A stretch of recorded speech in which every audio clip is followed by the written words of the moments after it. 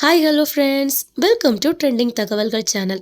இன்னைக்கு நம்மளோட சேனல்ல நிலச்சரிவுனா என்ன, நிலச்சரிவு எதனால ஏற்படுது அப்படிங்கிறத பத்தின ஒரு டீட்டெயில்டான வீடியோவா தான் இருக்க போகுது.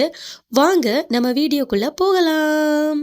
நிலச்சரிவு அதாவது லேண்ட்ஸ்லைட் அப்படின்னா என்னன்னு பார்த்தீங்கன்னா, பொதுவா பாறைகள், கற்கள், பல்வேறு விதமான மணல்கள் அப்படின்னு பல அடுக்குகளால உருவானது தான் நிலம்.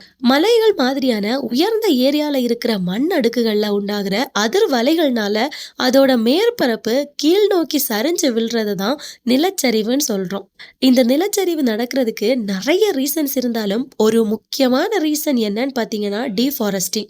அதாவது நம்ம மரங்களை எல்லாம் வெட்டுறது.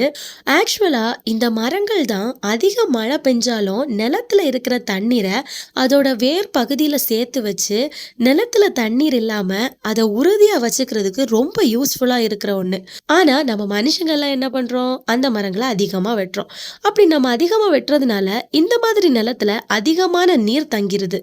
இதனால மண்ணு வீக் ஆகுறதுனால நிலத்துல இருக்கிற மேலடுக்கு கொஞ்சம் கொஞ்சமா வீக் ஆகி அது நகர ஆரம்பிக்குது. இந்த நகர்வு கொஞ்சம் கொஞ்சமா நடந்துகிட்டே இருக்கும். சில நேரத்துல வேகமா கூட நிலச்சரிவு ஏற்படும்.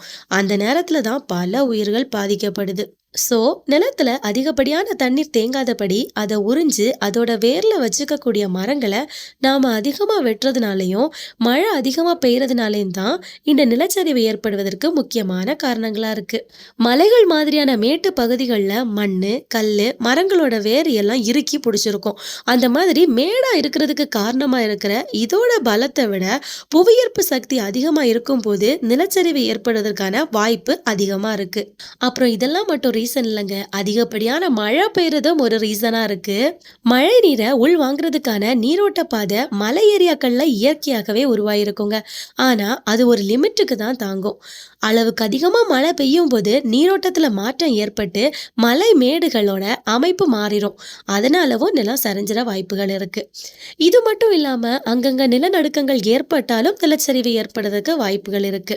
இதெல்லாம் தாங்க நிலச்சரிவு ஏற்படுவதற்கு முக்கியமான காரணங்கள். இந்த மாதிரியான நிகழ்வுகள் எங்கேயாச்சும் ஒரு இடத்துல ஏற்படும் போது நிலச்சரிவு ஏற்படுது. நிலச்சரிவுனா என்ன, நிலச்சரிவு எதனால எல்லாம் ஏற்படுது அப்படிங்கறத பத்தின ஒரு டீட்டெயில்டான வீடியோவா இது இருந்திருக்கும்னு நம்புறேன். இந்த வீடியோ எப்படி இருந்துன்னு மறக்காம கமெண்ட் செக்ஷன்ல கமெண்ட் பண்ணுங்க. மேலும் வேற ஒரு வீடியோல உங்களை சந்திக்கிறேன். Thank you, by.